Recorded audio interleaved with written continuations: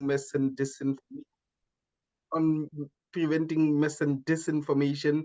We are excited to have you here and to share some of the tools that we were able to uncover while we were working on a few projects around preventing mis and disinformation. Once again, we are excited to have you here.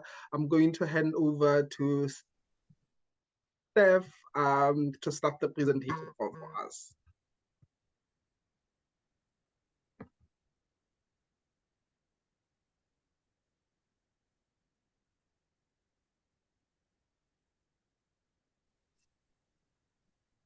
Over to you, Steph.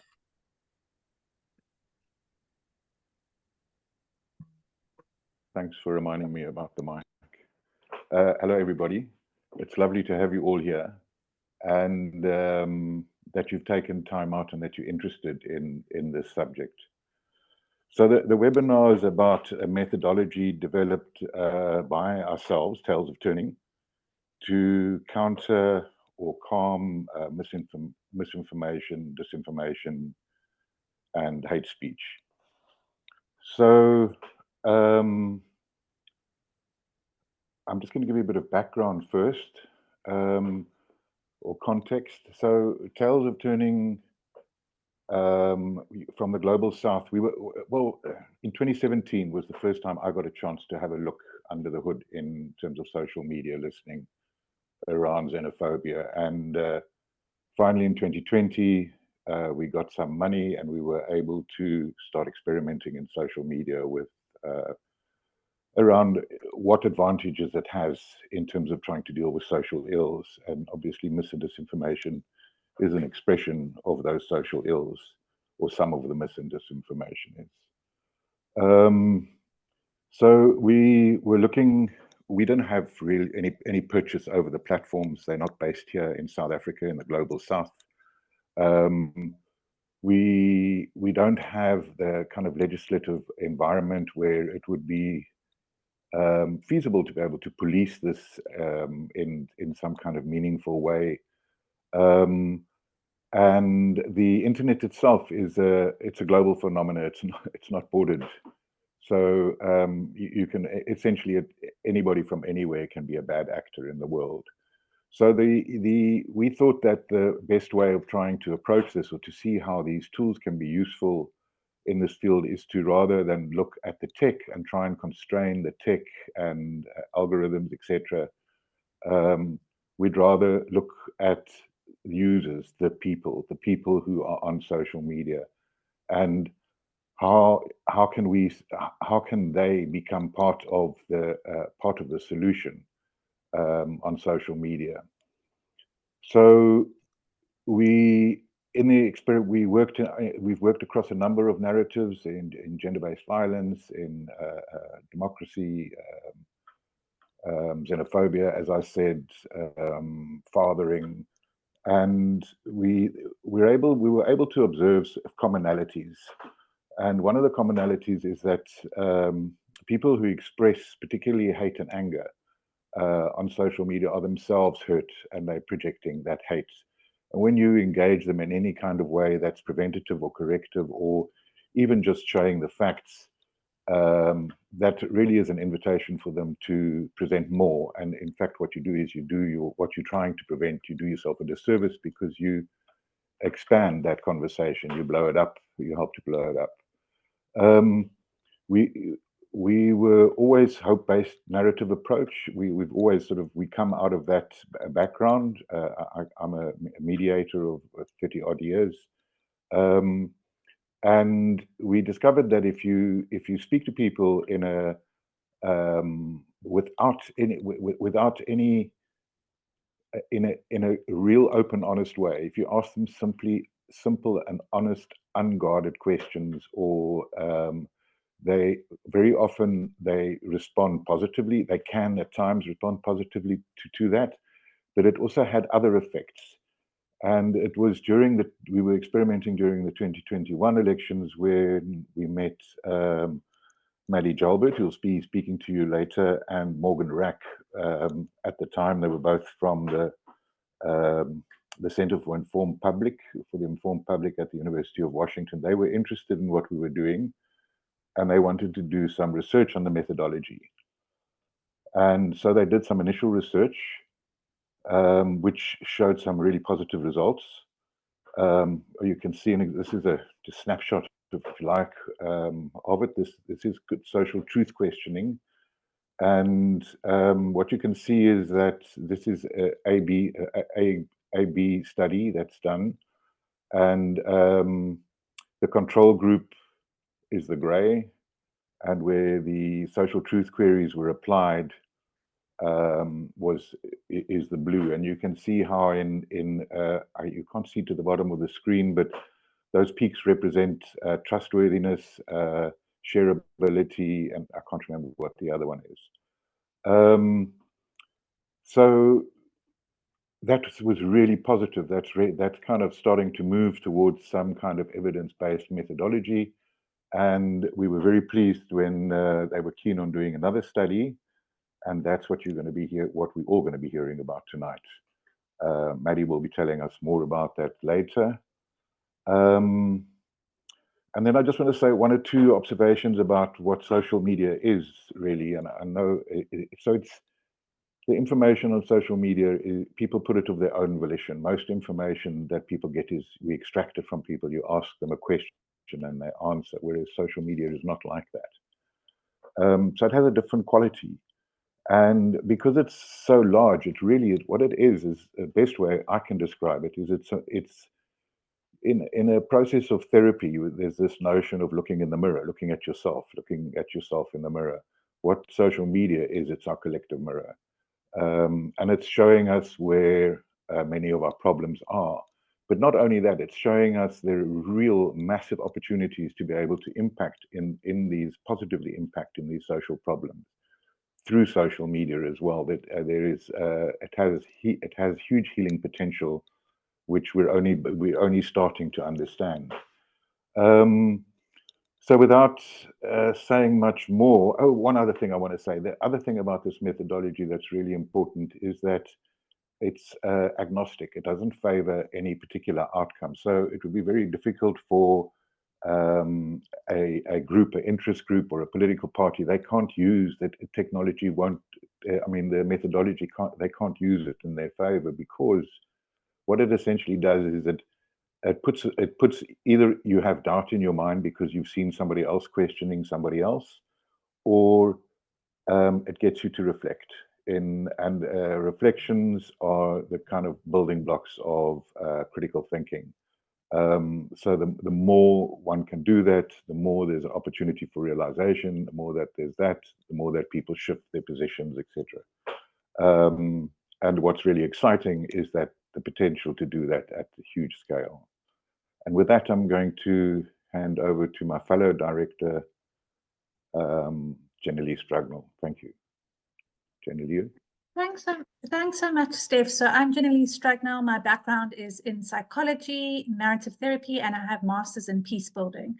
So as we all know, the first step of dialogue facilitation is really deep listening, to listen and really understand people. So social media listening tools are an incredible way to deeply listen to thousands and thousands and thousands of people. So what these tools do is they pull in all the conversations from public social media. And so it's thousands of data points, it's unfiltered, and it's in near real time. So you can imagine the fascinating insights you get from this. So what we do is we do a thematic analysis on that, and we can really see how people are engaging with different topics, how they're grappling with different topics, their needs, the solutions they're coming up with. We work in the language context. So when we're working in South Africa, we work in our 12 different South African languages. We're also doing work in Somalia, where we will work in the local languages. But then also what this tool does is also shows you the colloquial language. So when we start using words like democracy or gender-based violence or mis and disinformation, often it's not relatable to people. But this allows us to really meet people where they're at by using the same colloquial language that they're using. and seeing the issues that really matter to them and how they are thinking about these issues. So, let me just make sure everyone's on mute. So it really gives us this really unique insight, and it's really any researcher's dream. In addition to that, so this is really a qualitative thematic analysis you can do. In addition to that, you can get a lot of quantitative metrics. One of the amazing things is that you can see how the conversation changes over time. So this is really a good part of baseline studies. You can also see what causes spikes in the conversation. So you can see if you're looking at gender-based violence and misogyny, you can see when there's spikes in that. If you're looking for mis and disinformation and hate speech or tensions that leads to violence, you can see when that's spiking. And we use that to build early warning systems. You can also see geographical hotspots. So you can see if in certain areas there's more hate speech, mis and disinformation, tensions that are going to lead to violence or gender-based violence and misogyny. It also gives you a breakdown of the different languages people are using, gender breakdown, and a range of different metrics. So we use the very important things. This is not research just for research's sake. We involve, everything we do is informed by communities themselves. So we have reference groups that we work with right from the start, so we can make this research as useful to as many people as possible. And then we also use it for our own data-driven interventions, which involves dialogue facilitation and content creation. And I'm now going to hand over to Siabata to go into more of the dialogue facilitation methodology. Thank you, Janelle. Hi, everyone. My name is Siabata Malebu. My background is in political science and international relations. Janelle, while we get to the next slide, please.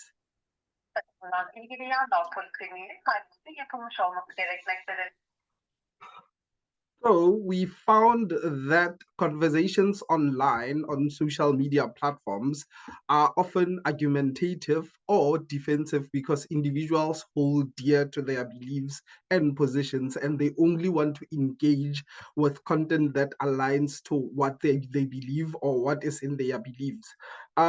So this methodology usually mostly encourages self-reflection and healing, and it also makes people reflect on some of the beliefs that they hold dear, which may be harmful to other people on online platforms. We've used this methodology to generate community-driven solutions and to enable people in different communities to engage with people who have been who might have been victims of intergenerational violence or socialized violence, but are unaware of how their past experience impacts them now. So this methodology assists people to ensure that they reflect on what they share online, and also they're able to retract if what they share is incorrect. It even works in mis and disinformation, whereby we will be generating responses for mis and disinformation, which make the author of the post reflect on the validity or the truthfulness of the piece of information that they shared online. The importance of this methodology is that it encourages self-reflection, it encourages healing, and it enables people to create digital content to raise awareness on a subject matter that is at that time important to them. As you can see, we have previously created, we have used the methodology to create digital content to support critical dialogue online. As you can see, the designs are in colloquial language. This is because we want to meet people where they are. The designs are not branded in any organization so that it does not come across to people as if they are from an organized campaign, and so that people are able to engage with the content without fearing anything. That's why they're in simple English. Sometimes they will be in different languages, depending on the country that we are working on. If it's South African, they will be in South African languages. As you can see here, some of these designs are in South African languages. We have also previously trained community-based organizations on using the dialogue facilitation methodology to promote peace in their communities at a time when electoral violence was on the rise.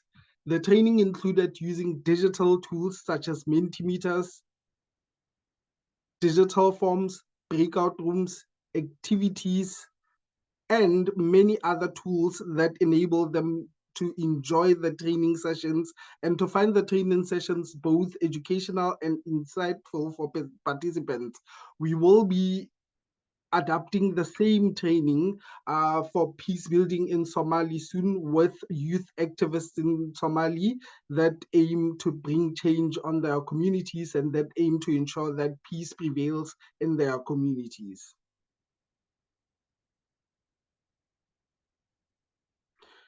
We have also had a few training sessions with university students with the intention of ending gender-based violence on campus and with peer educators in a province in South Africa known as KwaZulu-Natal, with an intention of mitigating or ending gender discrimination and gender-based violence. This was also done with an intention to increase the impact of their activism both on campus and in their communities.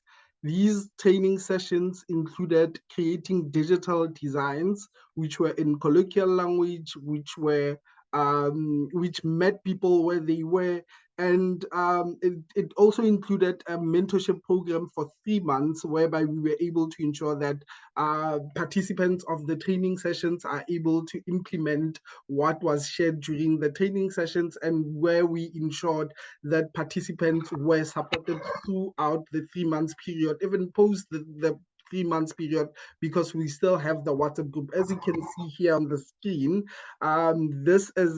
this shows the growth of engagement that they received online. This was the first month when they started using the methodology online.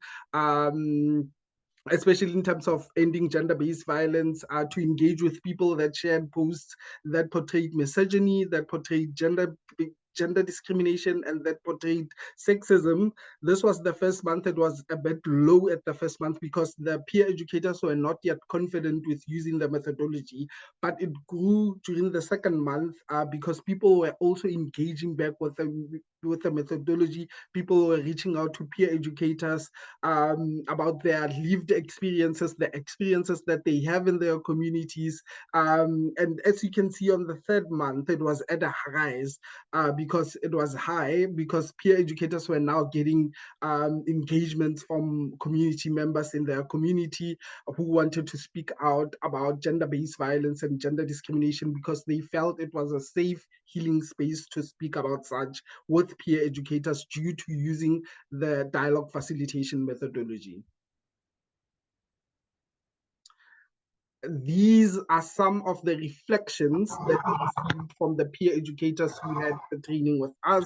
As you can see on the screen, they portray positive message. In the first one reads, "I've developed expertise in creating and engaging online conversations, successfully increased my confidence in fostering a sense of belonging to people on social media, more especially Facebook. This experience showcases my ability to create engaging digital content, even though some were shy to share more of their thoughts on my post, but more on my inbox.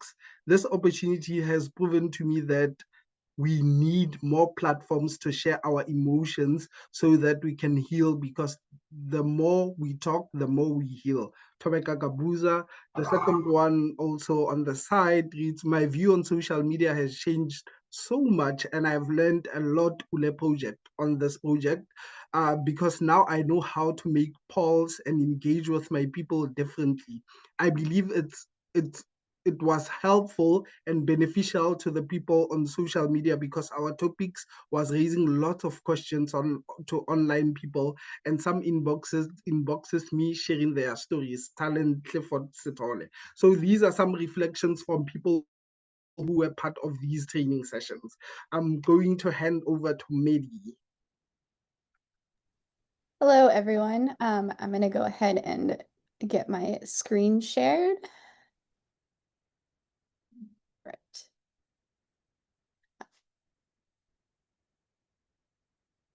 Okay. I am very happy to be here today, and I am going to talk about the results of some new research that I've been doing with Amabel John, testing some of the approach that Tales of Turning has been using, and I'm also going to talk about some of our old research. But to give you some background, I'm a research scientist at the Center for an Informed Public in Seattle, Washington. I have a PhD in social psychology, and my background's in social and cognitive psychology. And I do work on what makes information feel true, how to correct misinformation. And so I come from this academic background, and specifically a background in experimental psychology. And so I do very controlled experiments to test the effects of different interventions and different ways of presenting information on belief. So kind of taking something that in the real world looks really messy and putting it into this controlled experiment. And so first, though, my background with Tales of Turning. So I was connected to Tales of Turning through my collaborator, Morgan Wack, and Jenna Lee shared with us some of the guidebooks that they use to train dialogue facilitators, and offered to let us test some of the approach that they were using. And one thing that really stood out to me was that in terms of recommendations for how to respond to posts containing misinformation, a lot of these recommendations were questions. So some examples would be something like, how do you know that's true? What's the evidence for that? Where did you learn that? So when encountering these posts, people would then post these questions rather than doing a fact check or trying to call out the information in some other way. And I thought that this approach was really smart because it shares a lot of similarities with strategies that misinformation researchers have identified to be effective. And one of the main ways to reduce misinformation that people talk about is getting people to consider the truth of information and analyze it more carefully, because often when we're online, we're not questioning the truth of everything we're seeing. We often accept information without thinking about it more critically. And so this approach of asking these questions is really, to me, really exciting, because it's another way to get people to stop and think more carefully, but it doesn't require the platform to make any changes. It doesn't require people to do more formal fact checking. And so you saw that Tales of Turning does a really amazing array of different work. But for the testing I did, I've been zooming in really specifically at this aspect of their approach. And what we have done is we've been focusing on these subsets of replies, and we've been calling them truth queries. And that refers to that these questions draw attention to information truth. And so what we've been doing in this work is testing whether these truth queries, which we call social truth queries because they're coming from another person, can they reduce the impact of false information posted online? And you've seen like some of the work that Tales of Turning does, they're focused on addressing the beliefs of the original poster. In our work, we've been testing how these replies can reduce the impact of that misinformation on other users. And so if someone posts this question, does that make it more likely that other people coming across that misinformation are less likely to believe it and less likely to share it? And so there's a lot of different impacts of Tales of Turning's work, but this is the specific subset of their work that I've been looking at. And so what I'll be sharing today is just a summary of some of the past work that we've done. And then I'm also going to be sharing new research results. And here we're following up on our old work to test specifically, are these truth queries effective when they're both posted by members of your in-group and members of your out-group, and also in addressing misinformation when it's favorable to your in-group and favorable to your out-group. And I'll talk about the details of that more specifically. So with testing the effectiveness of this truth query approach, we first tested it in a US population. And so we ran 3 studies. And what we did for materials was that we found myths. So we took myths, and I'll show you an example in a second. And these were ones that were just general myths. They weren't political. So we started with kind of less polarizing content.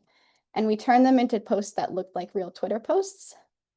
And then what we did is we manipulated whether these posts appeared with any replies, with a reply containing a truth query, or with some other type of reply.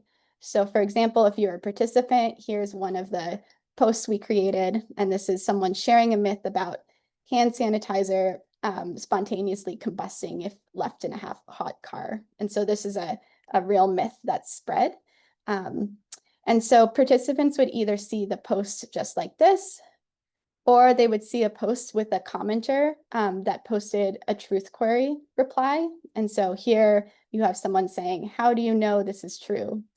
And then as a control, we also, for some people, showed them posts with a reply that wasn't a truth query. So here there's someone commenting on that they're not looking forward to another summer without air conditioning. And participants saw these posts, and for each one, they judged how true they thought the post was, and also how likely, and then for some participants, they judged how likely would you be to share the post. And so for truth queries, we used a range of truth queries. And so what's really nice about this methodology is that there's lots of different questions you can ask. And so here I have a list of the ones that we used in this study, but we've also used other variations. But things like asking about the evidence, asking about if other people believe it, asking about where they learned the information. So we used a range of these different questions. And so what we found across these studies is that when you had a comment containing a truth query, that consistently reduced belief in the misinformation and also people's intent to share it. And other replies didn't have this effect. So it was really specifically those truth queries that were reducing belief and intent to share. And we also found that this worked across a range of different truth queries. And so this was really, really nice initial evidence that this could be an effective approach to reduce the impact of misinformation, with advantages over commonly proposed interventions, in that it could be implemented by users, and it was quick and easy and non-confrontational. But you'll note that this was done with trivia claims, which can be a bit different than the type of content that people actually want to address online.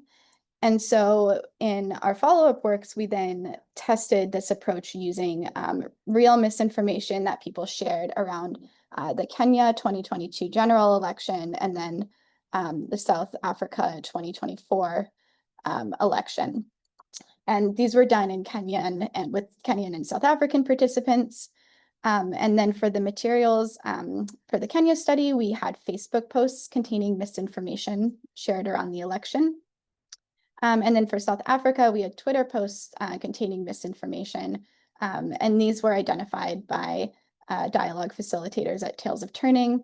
And I'll note this was also part of another study, which included a field experiment. And I'm not going to talk about the field experiment today, but we have, with this study, actually testing the effects of these replies on Twitter in the real world. But for this study, we used those posts that had been identified. And then we presented them to participants with or without truth query replies. And in the South Africa study, these were the replies selected by the dialogue facilitators at Tales of Turning. And I'll give you some, I'll show you example. These are what materials look like from the South Africa study. In our initial studies where we were just creating the posts, the the profile images you see are not real people's profile images, they're stock images, and same with the usernames and handles. Here, because we were using the actual post that people shared, we blurred out the names and images so that they would be anonymous as like an ethical consideration. But here would be an example of a real post that was shared, and then people would see it either with or without the truth query reply. And these replies were ones that were actually posted on social media, some of them. And then they judged their belief in the misinformation and also their how much they trusted the original poster of the misinformation. And so what we found across both across each study was that participants judged the misinformation to be less accurate when it appeared with a truth query reply. And participants also had lower trust in the person sharing the misinformation when it appeared with a truth query reply. In the Kenyan study, we also assessed sharing intent. And in that study, we didn't find an effect on sharing intent. And so, but there were these two, the consistently reduced belief and trustworthiness in the original poster. Okay, so that was some of the work we've done so far. The first set of studies is published in a journal article and as well as the Kenya work, and I posted links to those in the chat a little bit ago.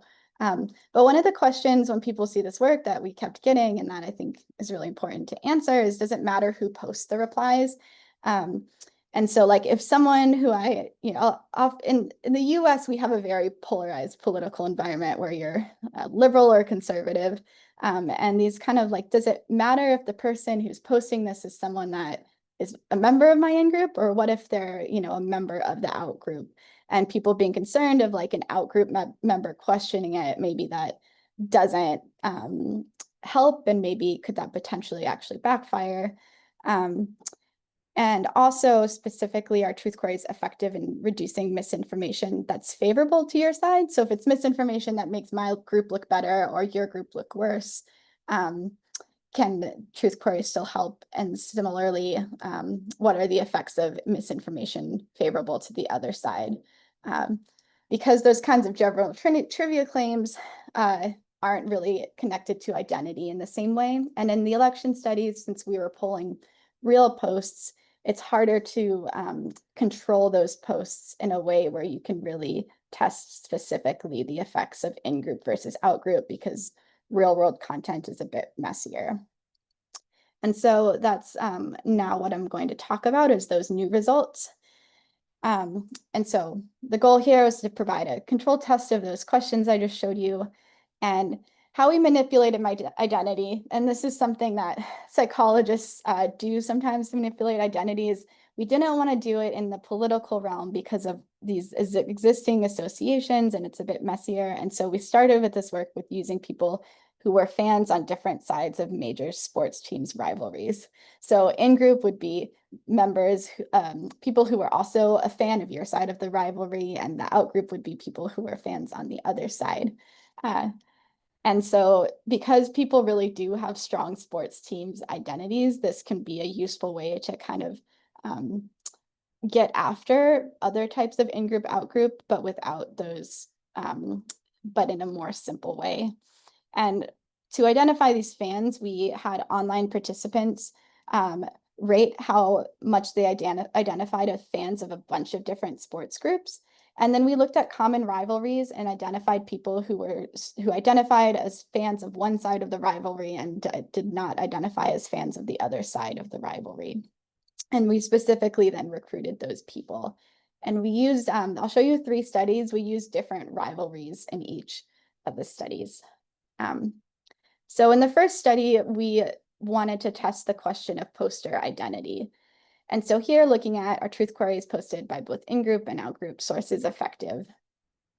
And so here we used the fans of the Lakers versus Celtics basketball rivalry. And from our materials here, we started with materials that were those general trivia claims that you saw from study 1. And to manipulate the identity of the poster, what we did was that we manipulated whether their user image was a logo for the Lakers or the Celtics, and to identify them as fans of one or the other team. And so here's an example of a post where here's a claim about how these birds die when their mates die, which is really sad. It's not true, so that's good. But then you'll see the truth query reply, and here's an example of the truth query reply coming from a Lakers fan. And then we had a different version where it came from the Celtics fan. So the only thing that was changed was the logo, and some people would see the one on the left and some people would see the one on the right. And depending on what your fan group was, it would be either your in-group or your out-group. And then some people saw these posts without any reply.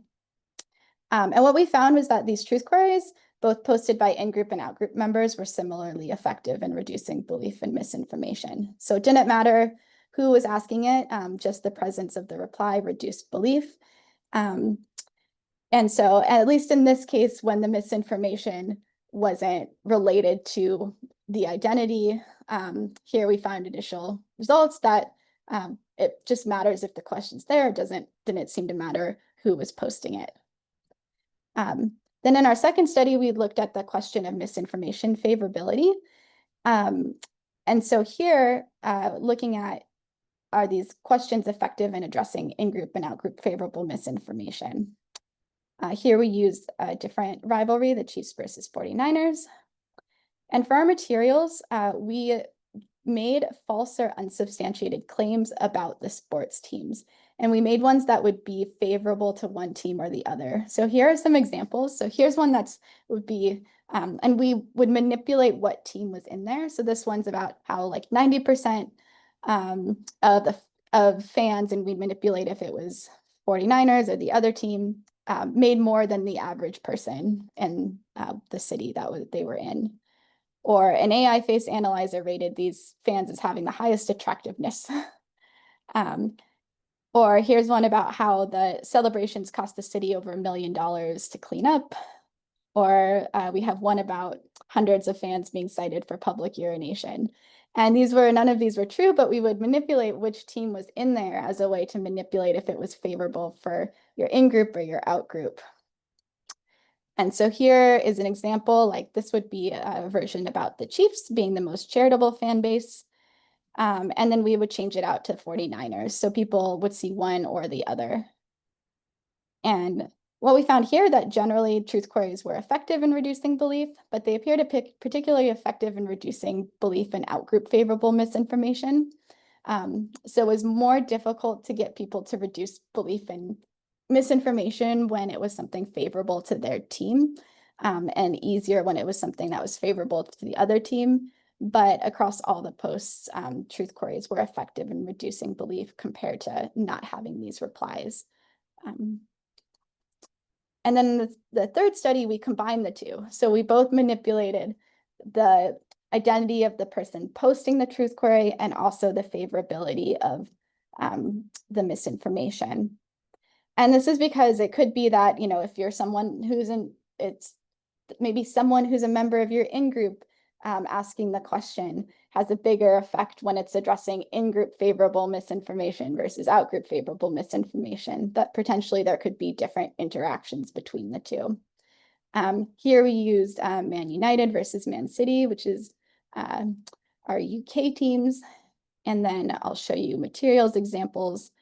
And so here's one about Man United fans getting ejected for trying to sneak in without a ticket. And then the person posting the reply in this case is a Manchester City fan. And here's an example when then you can swap it out to be Manchester City, and then there's a Manchester United logo, and we did all different combinations of these things. And for our results, just like in study one, we found that it didn't matter who was posting the truth query, whether it was someone who was a member of your in-group or a member of your out-group, they were both similarly effective.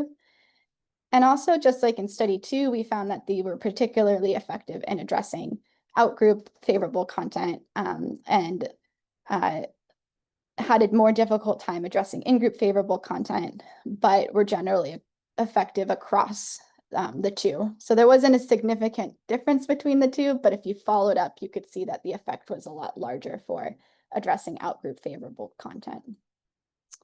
So kind of discussing these results, we've now found really good evidence of truth queries being effective in reducing belief in misinformation across general content, across misinformation, or across real election misinformation, and now across this kind of in-group versus out-group content in this more polarized context. And so that's really, really reassuring evidence, because there are people who are concerned that like maybe, you know, posting it in some cases could actually increase belief if people are seeing it's an out-group member, or if they're want to argue back more. And that the identity of posters didn't make a difference is also something really nice for when you're for the applications of this. And so being a little bit less worried about what the source is and more concerned that there's the question there in the first place. And this is consistent with other findings from psychology work on misinformation interventions, where people tend to be less sensitive to the source of comments than they are to the comments themselves. And we also found that in-group favorable misinformation was more difficult to address. And so I think that is something to consider. But also what was really nice is that we never found any negative effects. And so kind of the worst case was that, you know, maybe there's not a change in belief for some people, but it's still reducing belief for people for which this would be out-group favorable.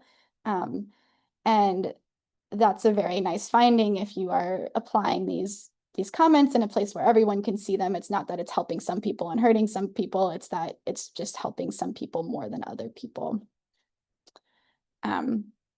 Yeah, but I do have to note the limitations of these methods. Obviously, it's people who are not seeing, they're seeing just one comment, they're not seeing kind of the whole thread. And so a lot of the work dialogue facilitators do involves this back and forth. And here, these replies would be something that could be really nice in a case where you're trying to, you know, maybe the original poster is just putting a lot of content out there, but not coming back and having discussions. But there could be cases where there is this back and forth, and that would change the dynamics. It's also the case that other people's replies could affect the effectiveness of these. One concern that's been brought up is does posting these replies maybe make it so that more people see the misinformation? And one nice finding from our field study is that we didn't find that to be the case. It's not that posting these is boosting it and making more people see it. And if anything, it's resulting in fewer people liking the posts. Obviously, with sports teams, that's not the same as manipulating political identity, but in terms of the way academics do these research, you can start with the more simple version and then move up to the more complicated version to do. But noting that, yes, the sports team identity isn't quite the same. And so doing one where you're really manipulating political identity or different things with that is also a consideration. And so, yeah, and I want to say thank you to Emma Bell, who actually led this work, and she just graduated with her PhD and went off and got a real job, and so she's not here right now, and so I'm talking about this work, but this is a project that she led, and she's really interested in identity and culture, and so lots of credit to her. But I put my email address on there, and yeah, I'm happy to answer questions about this work or use the time any other way that Tales of Turning would like to. Great, thanks so much, Maddie. So I think, so Maddie's email address is on the screen. If you have any questions, you can email her. I've shared the link to the study in the chat. I've also shared the link to peace building training that we did with community-based organizations, as well as a link to a digital peace builders WhatsApp group that we run, where we share the social media listening research, we host dialogue, we share social media content, and it's a really incredible space with people from across the globe that have joined. So you're welcome to join us there. And then I just wanted to say thank you so much for your time, for being here with us today. It's great to see so many friendly faces and new faces. We are all about collaboration. So we really, really love collaborating. Like this collaboration and partnership with the University of Washington has just been amazing. We are also doing a pilot project in Somalia around preventing mis and disinformation and hate speech in Somalia. And then we are fundraising for the full-scale social media listening, research, and intervention.